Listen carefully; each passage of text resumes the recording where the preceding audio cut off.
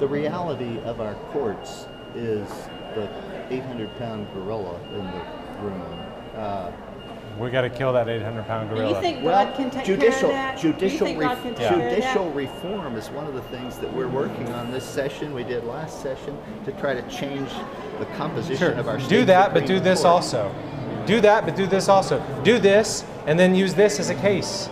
Say, look, we're doing this. Why we need judicial reform. Don't bend and bow to them over and over and over again. And let me add to his works and right thing. What you think works doesn't actually work. Doesn't actually work. It doesn't. It does in a speech. When you're giving a speech to like a CPC banquet, you can say it works. It doesn't work. If 6,000 babies are being killed every year in Oklahoma, it doesn't work. There are fewer it's a babies facade. being killed than there were. Sir, I am participating in the saving of children at the abortion mill. There are fewer babies because there are more people doing what we do. There are more people holding signs. There are more people arguing online. That's causing the numbers to go down. This stuff, the reason that whenever we say, hey, come out to the abortion clinic with us, we want to offer these women another way. Oh, no, I'll vote. What are they voting on? This stuff. It's not working. This is a facade. I don't want to just be the mean guy. All of your work is a facade. You have to know that. You can study it pragmatically. You can look at it practically. It has been fruitless. How do you know why there are so many fewer abortions today than there were 10 years ago? Plan B abortifacients. People love abortion. They love it. How do you know that it's because I talk to them on the colleges and the high schools and the clinics. People think that abortion's okay, but they agree with you that there's a certain point where it's just a little too bloody, maybe around 20 weeks.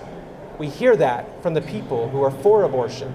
You're on the same side. You're so far in the system that you're on the same side. You're arguing. You educate along the same lines. And it's not actually working.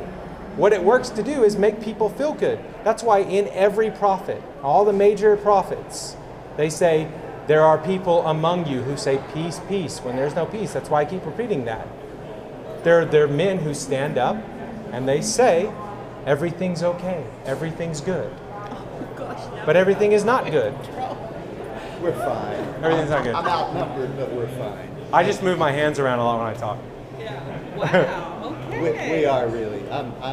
It's one against a number, but we're fine. Thank you, officer. Yeah. We really are. I mean, we can let you go because we have to talk to other people. Yeah. And I think that if we can just pray that God reminds you of everything we said. If we, like he was talking about a standard, if we could all take this one thing, because we want the Supreme Court to change. We want the federal government to change. We're want to on put the a chain back on the beast. We're on the same page with all of that. Chop its head off. But what if we, sir, use this, Senate Bill 1118, and said, God, we're putting this out here for you, and we're standing behind it, and we're putting everything we have with this bill. Would you please give us success and help us to start winning this battle? I'm talking about the big battle, not just for babies, but for the Supreme Court to be pulled in, for the federal government to be pulled in, for our state and our system of government that we inherited and we ruined, for it to go back to what it was. Let us make this thing that standard that we hold up, or that fleece that we put out for God. And yes, it looks impossible. But God is God. God loves that stuff. And we can't manipulate and work this system anymore. It doesn't work. It's corrupt. It's evil. It's evil. It's wicked. So can we just say, let's this one time say, God, this looks impossible. And even with your understanding, the way you understand it, which we don't agree with at all, but could you say, I'm willing to put this out for God to do what he can do with it. And I want to stand behind this bill. If the bill didn't repeal some laws that are in effect in Oklahoma and are saving Laws that lives, protect abortion. we wouldn't. All the bill does is stop intentional killing. You are basically admitting right there that if we were to stop the intentional killing, we would have to repeal Tony Lauinger's pro-life bills. You realize that's what you're saying? Stop the ones that you've lobbied for, the ones that you mentioned here, that Peterson, Jolly. We'd have to repeal, if we were to pass a bill stopping the intentional shedding of innocent blood, the intentional killing of unborn children. To do that, we'd have to get rid of pro-life bills. Do you realize what you're saying?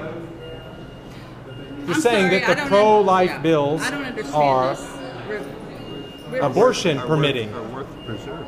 No. They're abortion permitting. Why would you need them, Tony?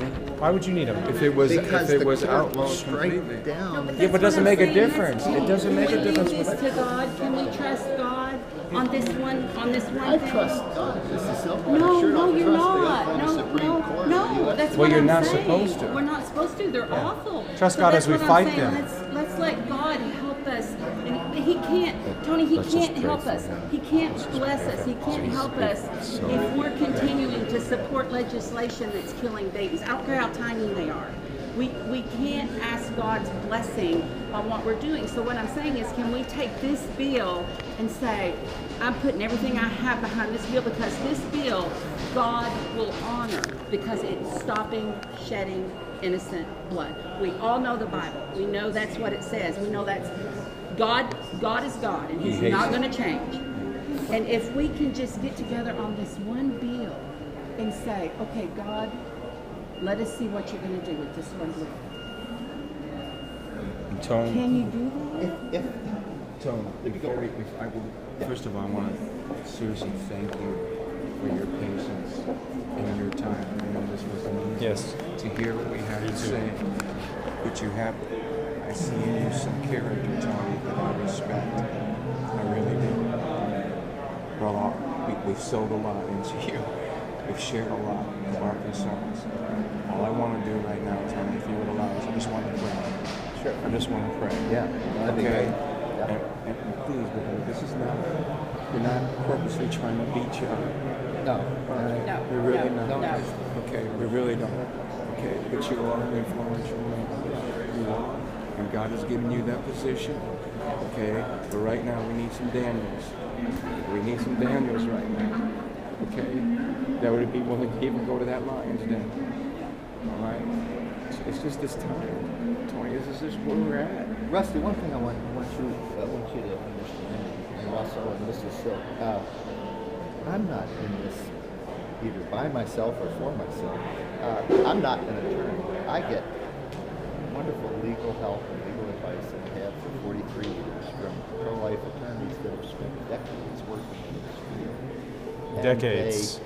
Decades. I mean, Decades. 4 decades, 5 You decades. see what I'm saying? And that's the problem. That they have a decade record of not getting rid of child sacrifice is not a good credit. Well, That's our problem. This is part of our problem. But let's pray. Let's pray. Thank you.